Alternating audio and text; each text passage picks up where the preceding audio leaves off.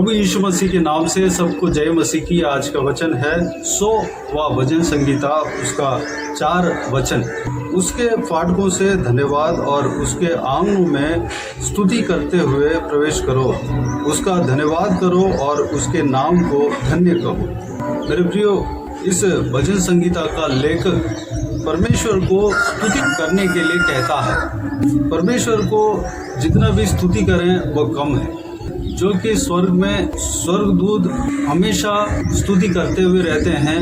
उनको एक काम जो है नियुक्त किया हुआ है 24/7, यानी कि हफ्ते में 7 दिन और एक दिन में 24 घंटा परमेश्वर को स्तुति आराधना होते रहता है।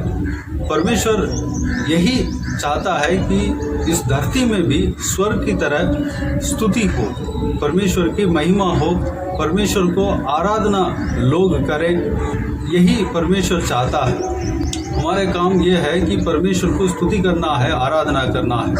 मेरे प्रियो, हम अपने जीवन में, अपने व्यक्तिगत जीवन में कितना देर परमेश्वर को स्तुति करते हैं, हम अपने आप को जांचें। परमेश्वर को हमने जान लिया है, ग्रहण कर लिया है। परमेश्वर को धन्यवाद कितना समय हम करते हैं, परमेश्वर के लिए हम कितना समय देते हैं, कितना समय परमेश्वर के लिए देते हैं, अपने आप को जांचें। मेरे प्रियो, परमेश्वर के फाटकों से धन्यवाद और उसके आंगनों में स्तुति करते हुए प्रवेश करो। ये भजन संगीता का लेखक इस प्रकार कहता है। उसकी फाटक कौन सी है, उसका आंगन कौन सी है। उस जमाने में दाऊद राजा के समय में परमेश्वर का भवन मंदिर बनाने का साक्षी पेटी जो है वह जो है दाऊद राजा संभाल के रखा था। दाऊद राजा के समय में साक्षी पेटी जो है एक जगह से दूसरी जगह वह मुंह होता रहा।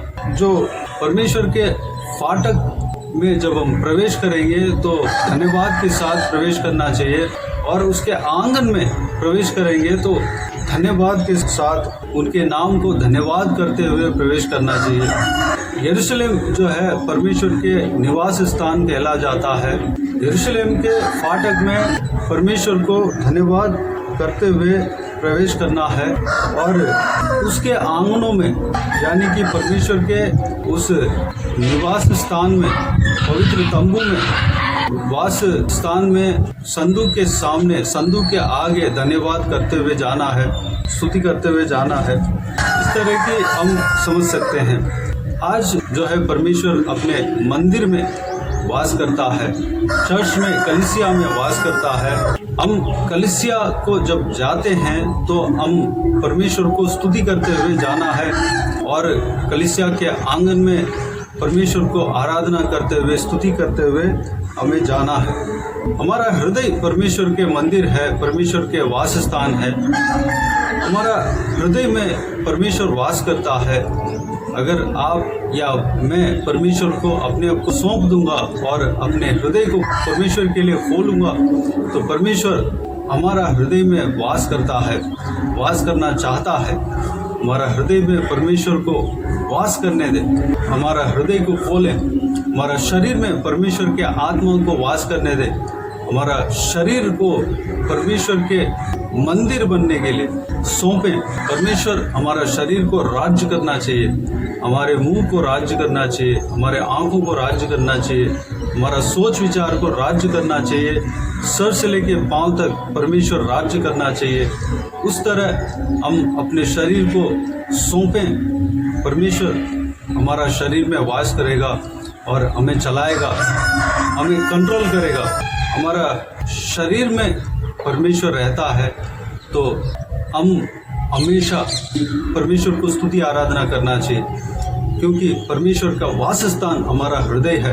हम उस हृदय को रखे हैं जो कि इसलिए हम बहुमूल्य है।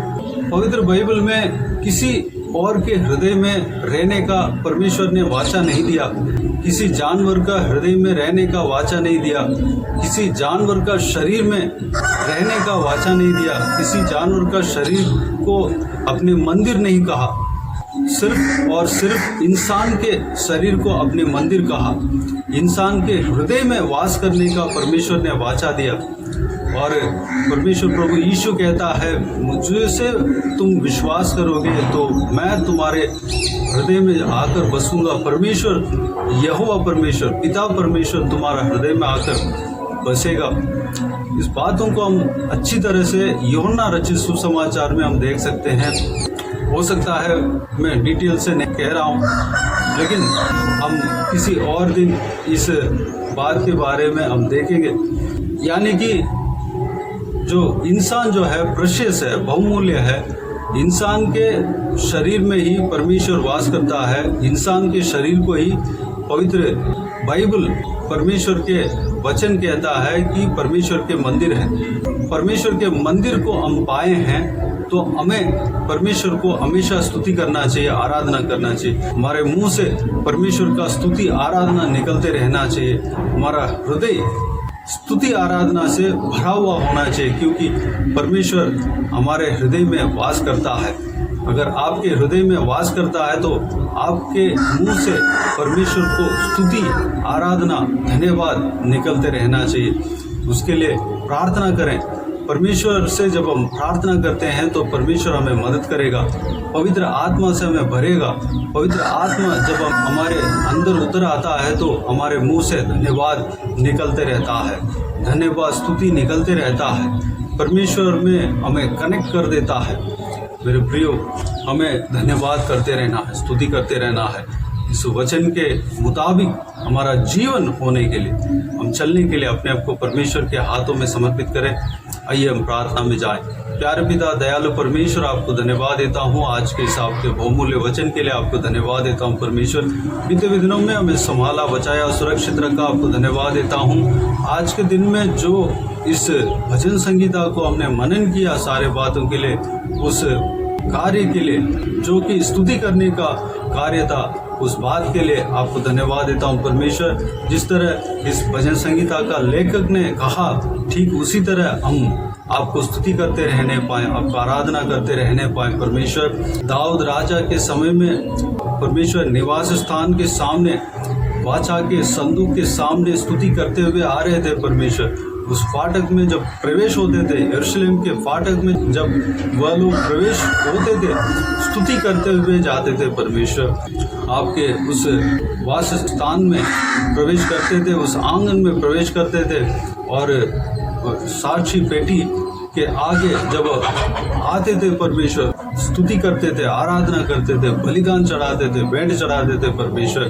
पिताजी, आज परमेश्वर आपके भवन में आप वास करते हैं, चर्च में आप वास करते हैं, पवित्र मंदिर में, आपके भवन में, आपके मंदिर में आप वास करते हैं परमेश्वर। हम आपके मंदिर में जब जाते हैं तो परमेश्वर मार्ग में हम स्तुति करते हुए जाने पाए।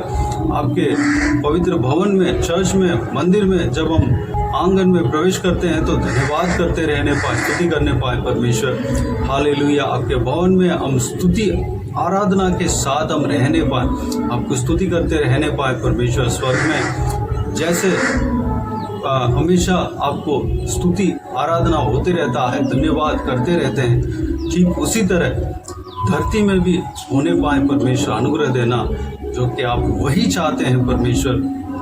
स्वर्ग इस धरती में उतर आने पाए परमेश्वर। अनुग्रह देना पिता हमारे जीवन में परमेश्वर। आप हालेलुया कार्य करना परमेश्वर। हमारे हृदय में आप वास करते हैं, हमारा शरीर में आप वास करते हैं परमेश्वर। किसी भी जानवर के शरीर में वास करने का वाचा आप नहीं दिया, किसी भी जानवर का हृदय में वास करने का वाचा आप नहीं दिया परमेश्वर।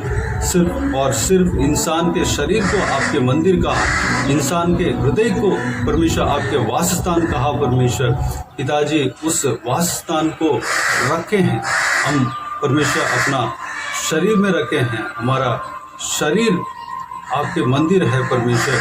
हालेलुया। आपके भवन को, आपके मंदिर को हम पाए परमेश्वर। उस मंदिर को हम पाए हैं तो हम आपको स्तुति आराधना करते रहने पाए, आपको धन्यवाद देते रहने पाए, आपको महिमा करते रहने पाए, हमेशा आपको स्तुति करते रहने पाए। हमारा हृदय आपको धन्यवाद देने में, स्तुति करने में मगन रहने पाए। आपके धन्यवाद, स्तुति, आराधना में हमारा हृदय भर जाने पाए परमेश्वर। धन्यवाद के भेंट से हमारा हृदय भर जाने पाए, हम स्तुति आराधना करते रहने पाए परमेश्वर। अनुग्रह देना, सारा व्यूअर्स को इसी तरह आशीष देना पिता, किसी को भी कोई भी कमी नहीं ना होने देना, भरपूर आशीष देना। कोई भी जन बीमार हो उनको आपके हाथों में सौंपते हैं, उन्हें छूना, चंगा करना परमेश्वर। प्रभु यीशु मसीह के नाम से चंगा होने पाए। अगर किसी को दुख हो, तकलीफ हो, सारा दुख तकलीफ को दूर करना, परेशानी को दूर करना, आंसुओं को पहुंचना परमेश्वर। जिनको जो कुछ भी प्रार्थना का विषय है आप जानते हैं, सारा प्रार्थना का विषय का उत्तर देना परमेश्वर। पिताजी, जिनको शरीर में और हृदय में चोट लगे पड़े हैं परमेश्वर, उनका चोट को सही करना पिता, छूना पिता।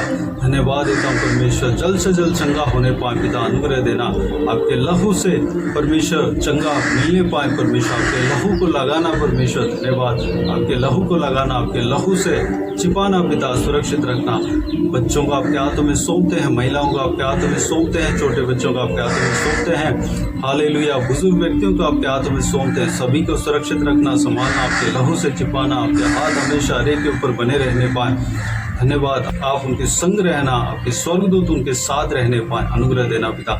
बाकी सारे बातों को आपके हाथों में सौंपते हैं परमेश्वर। सारा आदर, महिमा, जलाल आपको मिलते रहे। सारा दुआ प्रार्थना को प्रभु यीशु मसीह के नाम से मांगते हैं, सुन और ग्रहण कर। आमीन आमीन।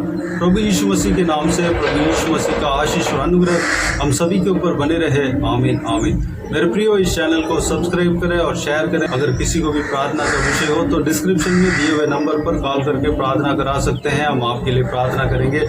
आप अपनी व्यक्तिगत प्रार्थना में हमारे लिए प्रार्थना कीजिए, इस सेवकाई के लिए, इस सेवकाई का उन्नति के लिए, इस सेवकाई में जुड़े हुए हर एक जन के लिए, हर एक आत्मिक उन्नति के लिए, तरक्की के लिए, आत्मिक आशीष के लिए, संसारिक आशीष के लिए, पारिवारिक आशीष के लिए प्रार्थना करें। प्रभु यीशु आप सबको आशीष दे। इस सेवकाई के द्वारा परमेश्वर आपके जीवन में कार्य किया हो वो भी हमें बता सकते हैं, ताकि हम सब मिलकर परमेश्वर को धन्यवाद दे सके, महिमा कर सके। प्रभु यीशु आप सबको आशीष दे। आमीन आमीन।